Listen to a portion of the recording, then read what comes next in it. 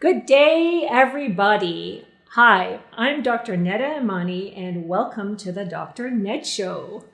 I'm really happy today to have Jodi Wilson joining us. Thanks. Jodi is a registered physiotherapist and has worked with myself and our team over the past 7 years and the Real You program, primarily with the police force in Ottawa. Yeah. If you want to hear the story of the Real You program, go to the video Real You prologue and you can get more background on the story. So today, Jodi and I are going to start sharing with you the power of movement. We're going to call it movement as medicine. Mm-hmm. Now, you may have heard exercise as medicine, and that is correct to a degree, but we want to let you know why we actually prefer the term movement as medicine, as we have entered a new era. This is a new time in our history. Mm-hmm. We're able to now create all these amazing things from a higher level of consciousness. And so we're scrapping away the term exercise as medicine, and we want to share with you today how movement is actually one of the most powerful medicines, and how we, Jodi and I, have seen this in our own lives, and how we've seen this in working with hundreds of patients over the past, well, how long have you been physiotherapist for? About 6 years. So it's been a little bit of a long time working with different people, and it's been going well. So yeah. Yeah. And then for me, over the past 20 years. So before I let Jodi share with you the power of movement as she's seen it as a registered physiotherapist, I'm going to introduce you to the concept as a physician, because we're prescribing now movement as medicine, and we want you to hear how powerful this is so that you can start to move more, whether you're, in your teens watching this video, or you're into your 90s, 100s, how you can start moving more, and wherever you are on the spectrum of movement, whether you're sedentary and you don't really like to move at all, Mm-hmm. and you just kind of like to sit and chill all the time, or Too much. or whether you're super active and on the go all the time, and really have had no issues with motivation of moving, we're gonna introduce you to the concept, because it is a little bit different than you've been exposed to, in the sense of how to use movement as a really, really powerful medicine to prevent disease, to treat disease, and to optimize your joy and human potential. So how have I come to this movement as medicine part? Well, ever growing up, I was always quite active. I loved doing, just moving my body. I loved to dance. I remember doing squats when I would brush my teeth and my family would make fun of me. I loved to swim. I loved to bike ride. I loved to hike. I would say, I love to just really move my body in just expressive ways. But I had never really learned the power of resistance training, which we're going to share in this video just as an introduction. This is an introduction to the movement as medicine. We'll have more detailed videos for you in the future. But I'd never really worked with resistance training. And that means really lifting weights, either your own body weight or, external weights, and the power of that and stretching. So I'd done quite a bit of cardiovascular training through all those things that I just mentioned, but I'd never really used resistance training. And so if you go back to the prologue story, I learned that as a physician working with a personal trainer, and saw huge transformations in my own health, from, alleviating back pain, to getting stronger, to improved mental health, to improving my energy, feeling younger, and have really now almost 50, have really used my own body weight, and through what we're going to teach you, and through also the power of yoga, which is using your own body weight to keep healthy, strong, and active. And so that's what we started teaching our participants in our program, our patients in our program, and we saw phenomenal results. And so we're going to give you a little bit of an introduction to how you can use movement as medicine in your own life today, and also really show you that movement has to be fun, right? So in anything in life, if you're going to do it, if you're only doing it to get something out of it, just don't do it. Yeah. Right? So, but if you're going to do it and you're going to enjoy it, you're going to do more of it. And this reminds me of a story that I'm going to share before I let you speak, Jodi, No problem. because I think it'll grab their attention. I know it. It's you know the story. So it was one of our cops in the early days of the program, who was a young fit guy. He was in his 30s, and his main complaint, and this actually applies to this time right now, which is hilarious, but his main complaint on his comprehensive health questionnaire, we did an assessment of why you want to do our program. His main complaint was that he was getting really frequent colds and flus and infections, bacterial infections. He was only in his mid-30s, and he couldn't understand why. And just on reviewing his comprehensive health questionnaire, his first visit, in that first visit, he was like young, fit, healthy looking guy. He had like washboard abs happening, right? His nutrition was a little bit actually too good. It was kind of like he was really stressing on really eating really too healthy, if you can say there is such a thing as eating too healthy, and stressing out about eating too healthy. And he was exercising like a lot, like too much. And, if you remember the prologue story, this program, the Real You program, was initially created for ethnic women in my medical practice in Toronto. But when we came to work with the police officers in Ottawa, well, now we had to adopt the exercise prescription part of the program. At that time, it's called the movement part of the program, for everything from very sedentary people to people we had, participants who were in tactical team, right? And so our physios, with the help of our amazing physios like Jodi, we were able to, get people healthy, recovering from chronic illness, disease, wherever they were in that spectrum of activity, tactical, right, to no activity whatsoever, sedentary. So this gentleman, I was just like, well, how is he getting so sick? So how sick was he getting? He was getting, on average, he was saying 6 to 8 infections per year. So either flu, cold, or bacterial infection like pneumonia. And they were often lasting 10 days to 2 weeks. So 6 to 8. So you can see that he was getting sick like every 4 to 6 weeks. This young guy who was so fit, in the gym, working out, 2 hours most days a week, and really obsessive compulsive about really a healthy diet. Why was he getting sick so often? So with the help of our amazing team, we figured out that actually he was doing too much. He was putting so much stress on his body to be extra active, doing activities actually in the gym that he wasn't really enjoying. He wasn't really, having fun. He was kind of putting pressure to stay fit as a cop. He took his job very seriously, and he loved his work and his job. But he was putting so much stress on himself, and he was cutting down on sleep. He wasn't resting. He wasn't relaxing. He wasn't doing some of the fun things that he really liked to do.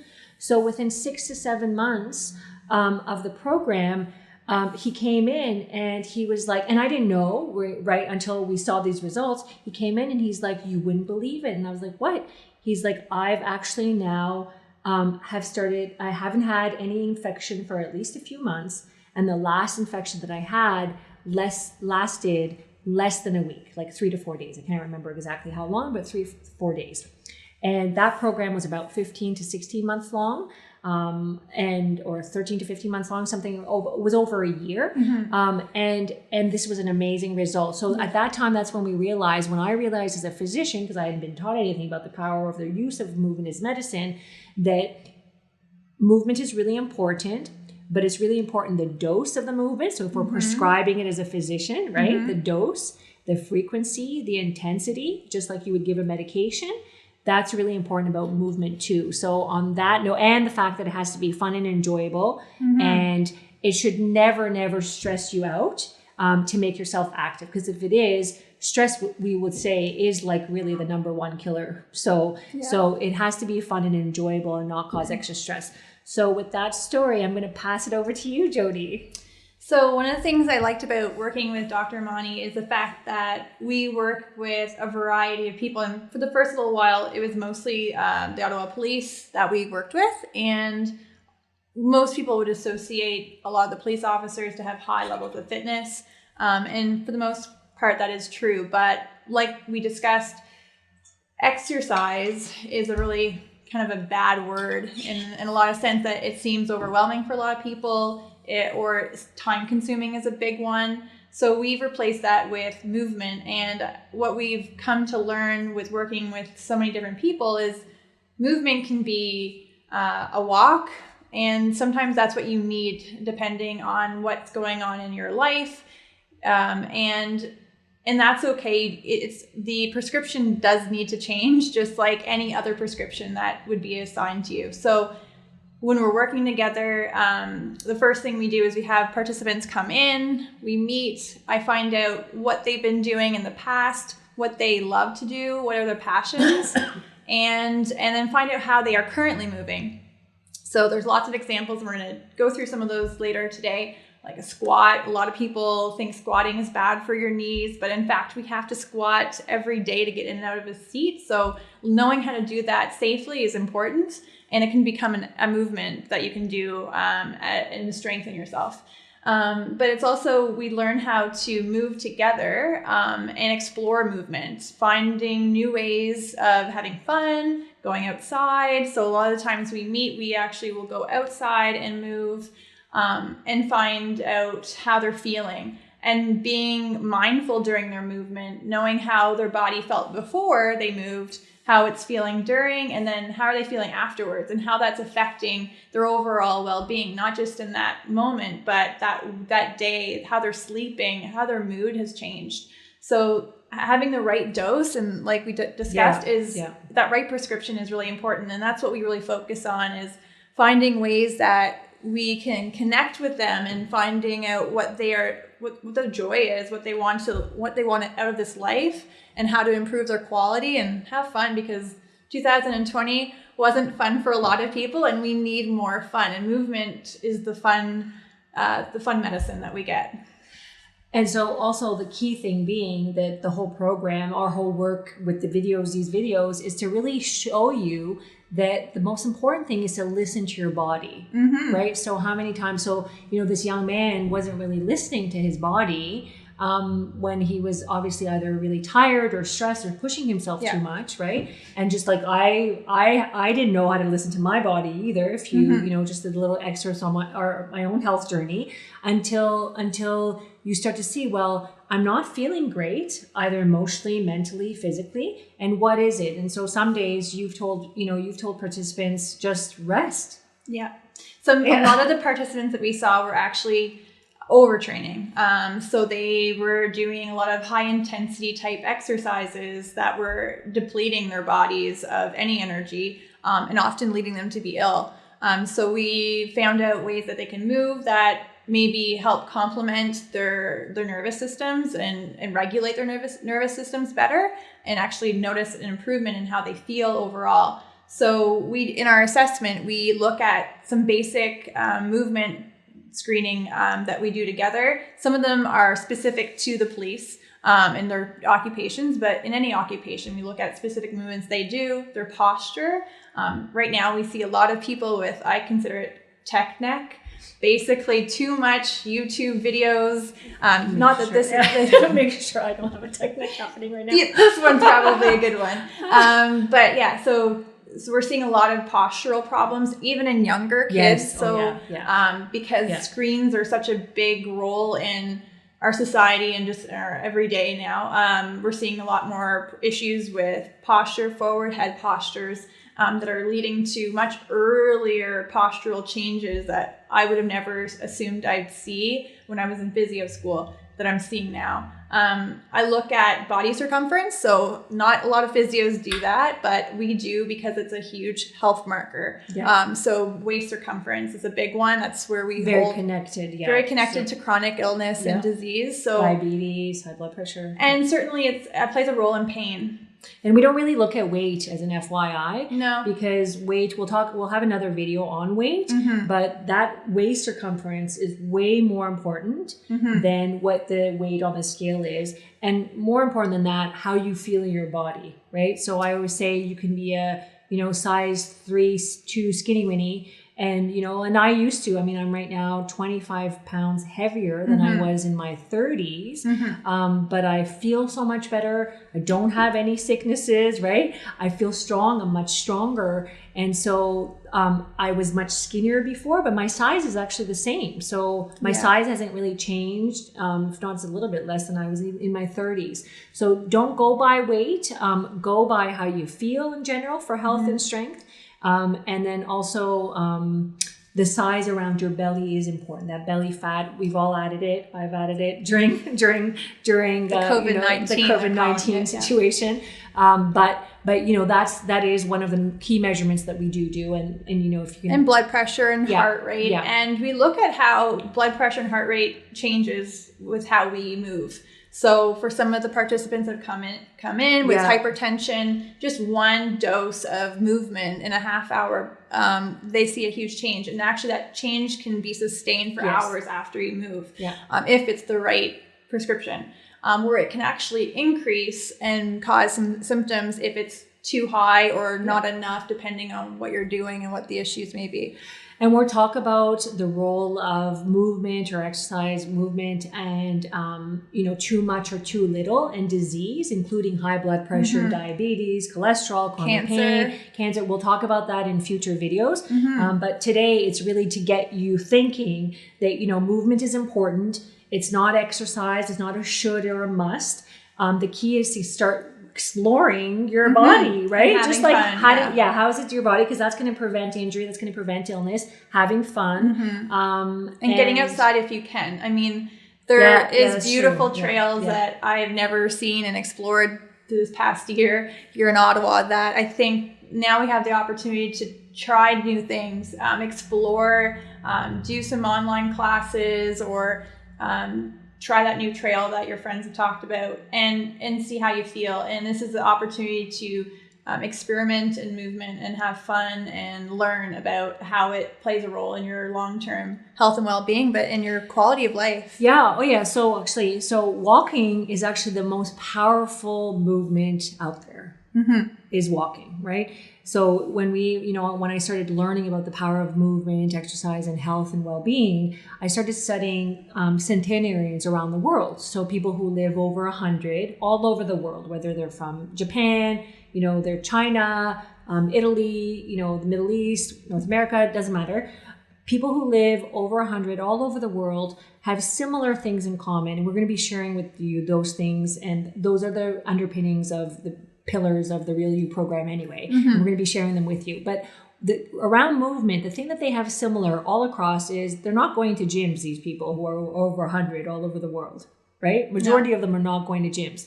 Majority of them, what are they doing? They're walking, and they're walking throughout the day. They're active throughout the day, right? And so they're walking. Usually, we say, you know, over 10,000 steps. But you know, I like to gauge it at if you can start little, because most people are only walking like maybe a few thousand steps, which amounts to like just less than 3 kilometers a day. So if you can gradually increase it from, you know, a few kilometers to 3 to 4 to 5. And again, don't be OCD about it. Just that's your intention. That's what you're going to try to do. And then make it higher and higher. And if you can get over 10 kilometers or close to 10 kilometers, well, that's amazing.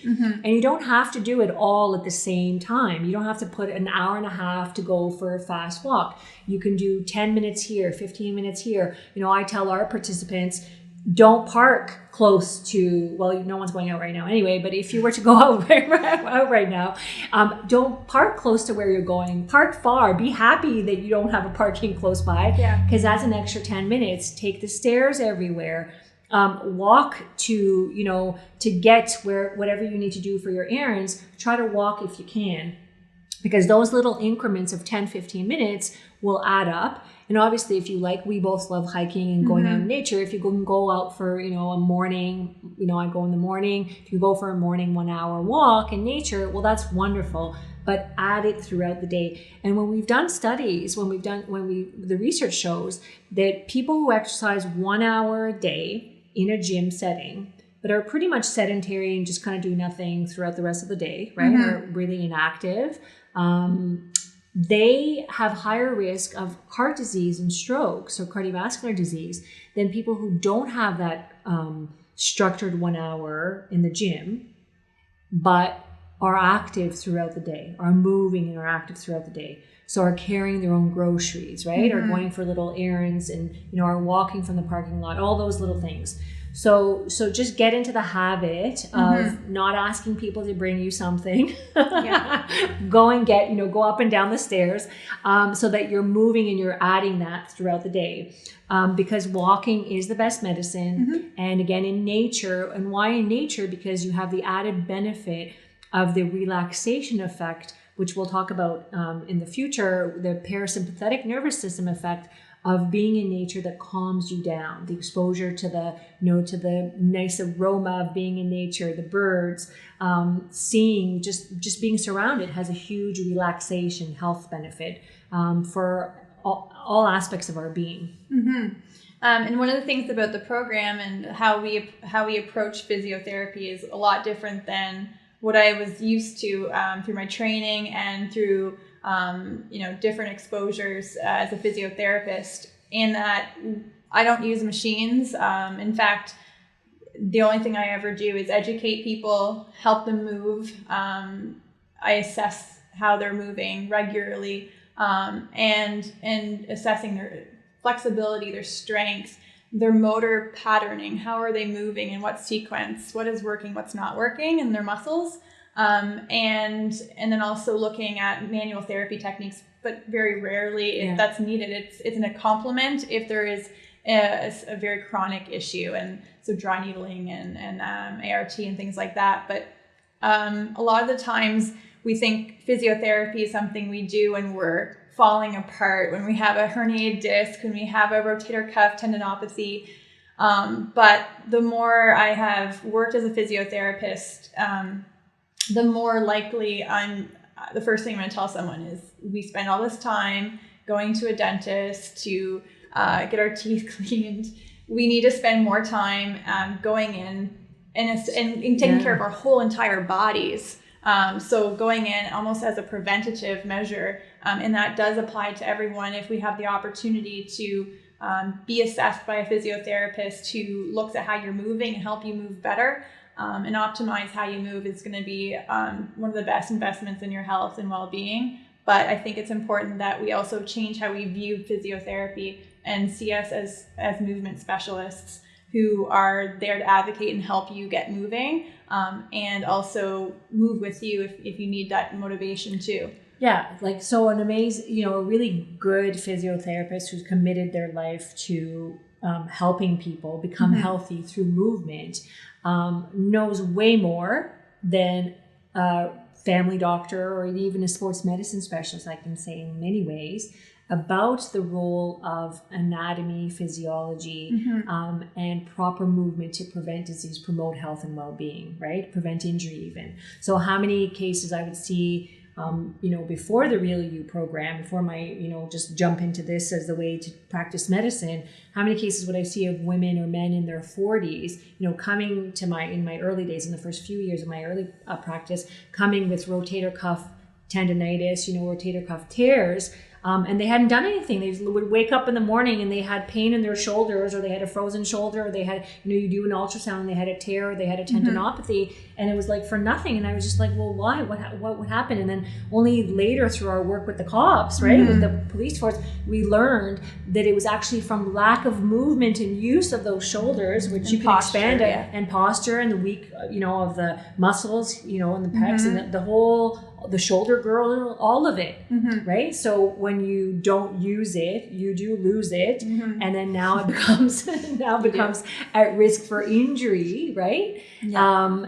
But if you strengthen it and you strengthen the body, we know it strengthens the mind, it strengthens the spirit. It helps your potential, and then even if you get injured, can you share the results, just so that this is a little bit of a teaser for everybody, but just that when people would start getting fit, the same people who would might have an accident, but how they would recover so much faster. Right? So I see lots of people who through post-operative procedures, I see a lot of hips, and one of the things that's discouraging in the system right now is we get a lot of people left on their own, demise to figure it out on their own, and they don't really know what to do. I had an operation, but my surgeons just told me to see a physio.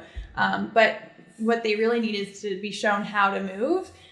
All the manual therapy techniques, they're just a small little help, but if that's all they're getting, they're never going to get to where they need to be. The real big picture here is getting them to do the right movements, the right exercises, and that they're doing it specifically for certain things. And know why they're doing it. And know why and they're how doing to do it. People are more motivated when they know why. Yeah. People don't want to be told, this is what you just just do it. Just do it. But okay, well, you want to learn you want to go dancing again, or you want to be able to run a half marathon, or you golf well, or whatever. You need to understand it's linked to these little steps you're going to take, and it does take time.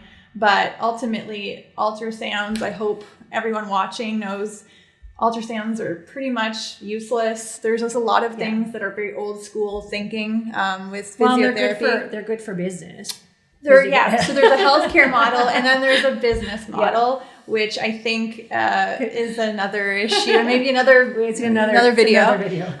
But ultimately, it's a one-on-one prescription, right? Because in our program, you were working one-to-one with the participant, with the patient, right? Educating for a year. Yeah, for a year. So these people are dedicated. There's not a quick fix. If you want to get moving, it has to be realistic, and it's going to change season to season. We are in Canada here, and we have winter, and the weather isn't always our friend. But certainly we need to adapt and have backup plans. So a lot of the discussions that we have are what have been some barriers or obstacles in the past, and how can we improve upon those potentials in the future and set ourselves up for success, so we can find different ways to move. And variability in movement is another important aspect of that. So can you share a little bit about like the range of people you worked with, and then people have come to you for prevention or to get into tactical even, right? You've had really fit cops come to you to get into tactical. Yeah. So actually one of my passions, I love working with a tactical unit. They have a lot of demands placed on them mentally, physically. They go from sitting to heart rate at, near max at times. So they have to train a certain way. And then working with people like that, or high level professional dancers, or rugby players, and lots of different athletes, to people who have never moved, who hate the idea of moving, and really are scared to move, are nervous about movement because of the fear of pain often. And age, sorry to interrupt you, but age, how many people have we had in their 50s, 60s saying, I'm old, I've never moved, they're overweight, they're inactive, they have all kinds of pain, all kinds of conditions, and all kinds of and they've just, they have this concept, I'm too old, I've never moved, and I can't move. And what amazing stories, right? And a lot of, now I'm seeing with even young athletes, the overtraining effects and the devastating effects that are taking on their bodies. And so working with youth and teaching youth how to just have fun moving and not be so serious about their sport. At that age, they really should be learning the basics and fundamental movement patterns. To people in their 90s, I've had where it's basically improving posture. It is never too late to improve on how you're moving, and in getting that stigma out of the door, and just learning that anyone can get started. And my biggest take home is, and I'll give you a little quick story. One of the girls that I've worked with, she works with the Ottawa Police. She was used to do a certain type of high intensity circuit training.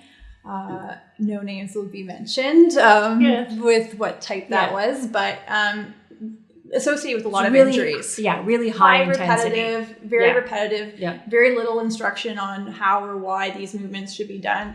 But ultimately kind of addicting for a lot of the people that we see. And it's not for everyone. It is, some people do it well and they're able to balance it with other things, but sometimes it's just, that's all you're doing. It's the same repetitive pounding. Well, it's a stress release for a lot of people because we've not been taught, again, I'm interrupting you, but we haven't been taught to release stressful emotions in a healthier also way. So we'll talk about releasing healthier emotions rather than just through high intensity exercise, because we've seen the negative effects on people's health and just doing it that way. But for various reasons, people will seek out these high intensity activities thinking it's good for their health, and quite often it's very robotic. It's not mindful. It's literally a 1, 2, this, 1, 2, that. It's up, down, this, this. And you're just kind of going through it. But afterwards, you're left feeling quite drained. And that's tends to be validated with success for a lot of people. Like, hey, I feel exhausted. Success. Yeah. Well, maybe not. So this person, what we did was looked at, some of the aches and pains that person was having. And they were young. They were very young. They were in their starting out their careers, really. Yeah. And now we got her walking. I mean, I'm not kidding you. Walking with some self-release techniques, using tennis balls, like really simple stuff. MacGyver, I call it MacGyver physio. Where you're like, what do you have in your garage? We're gonna use that to release some tension. MacGyver. Everyone knows that, hopefully. And in a matter of time, not only that person was improved mood, improved body composition, which is the opposite of what a lot of people would assume. They would assume that the circuit training helped for weight loss, and they don't. And sometimes they do, but often it's the only thing they're doing. So they're missing that balance in how they're moving in their life, especially as with police officers having a schedule. It's very demanding. There's a little bit more finesse to finding that perfect prescription.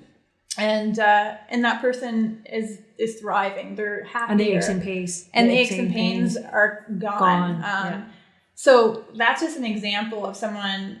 But if we can go to the other end, where we have people who have never moved, and they lack the motivation. I've had people a friend of mine who has lost weight successfully through this crisis that our world is going through.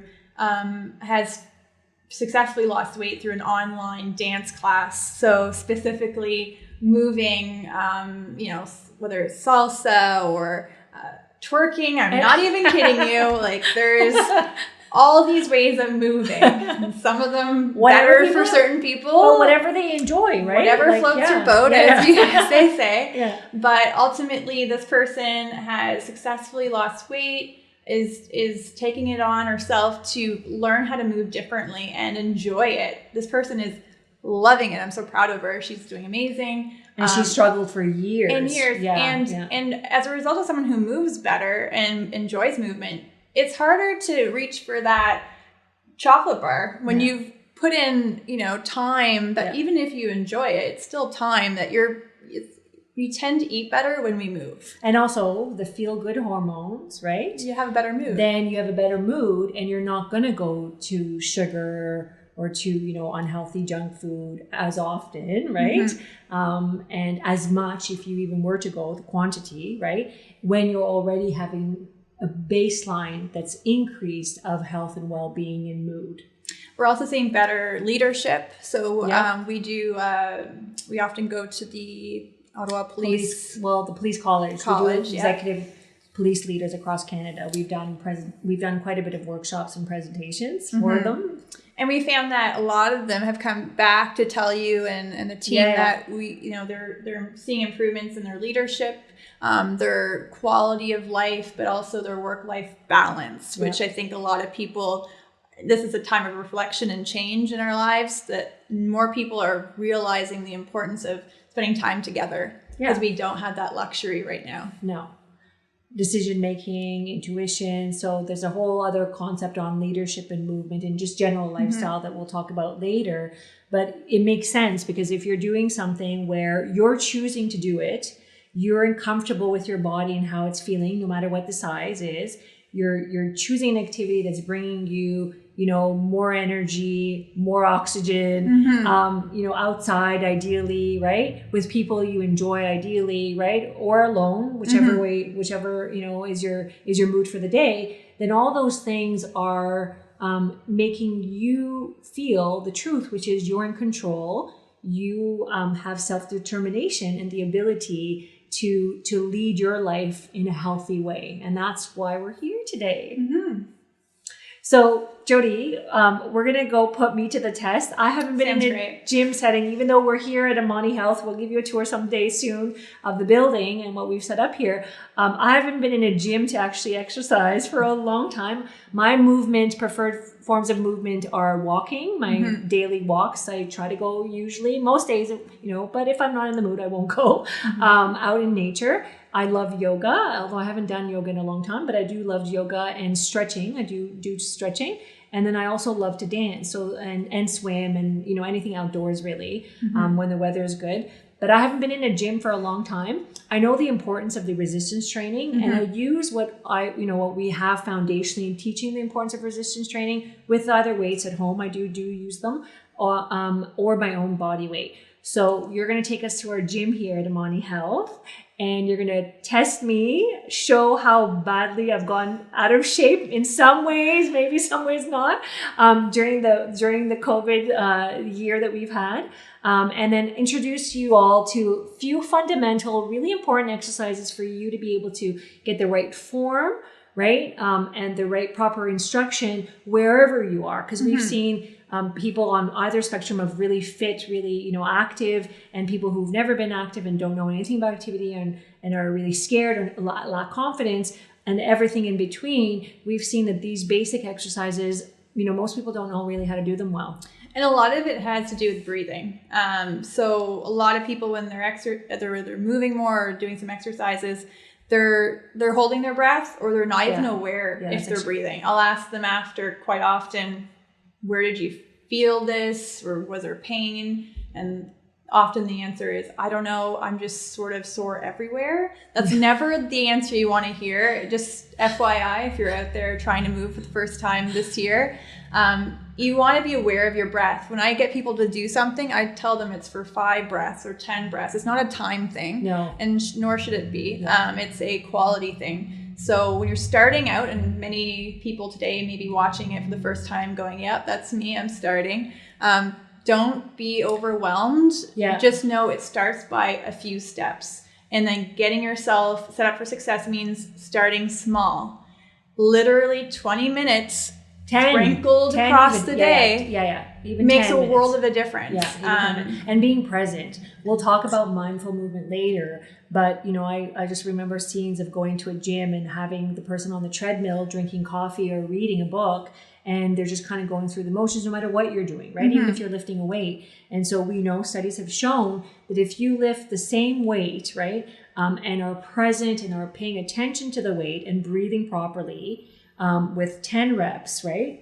Versus not being distracted, watching something, not breathing properly, you're not going to get the same result for that same weight and that same 10 reps.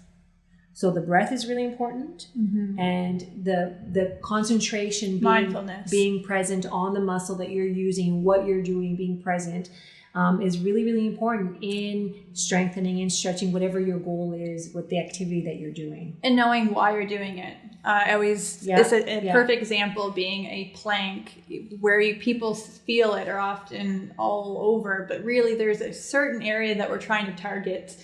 It is a full body movement, but it's something that you should at least feel a little bit more in your abdomen. But often that's not where people are feeling it, because they're not breathing, or they're not aware of why they're even doing it. They just see it on, something online, and or then see they do it. a friend, they just do it.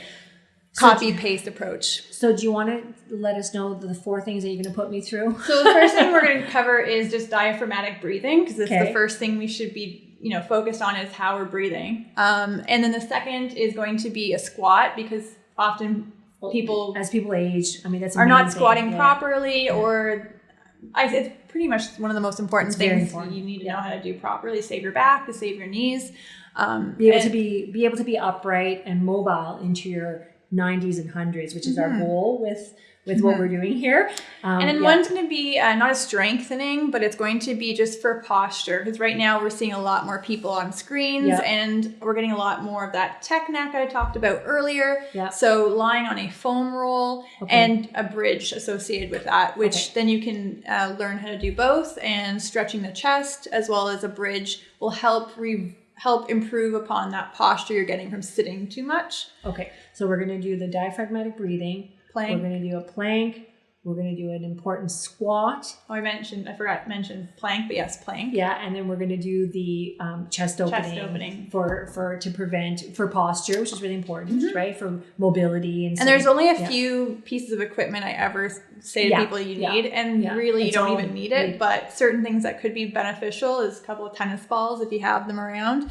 Foam roll is actually a 36-inch foam roll is quite valuable and not expensive. And for the weight component, which we'll do later, you can use anything. You can use cans and stuff, so you don't really need anything. All the exercises that we've taught in the program, which is the body weight and just free weights that you can have or free weight equivalents at home. Yeah, exactly. Okay, so we're ready to go? Yeah, let's do it. Let's do it. Okay, perfect.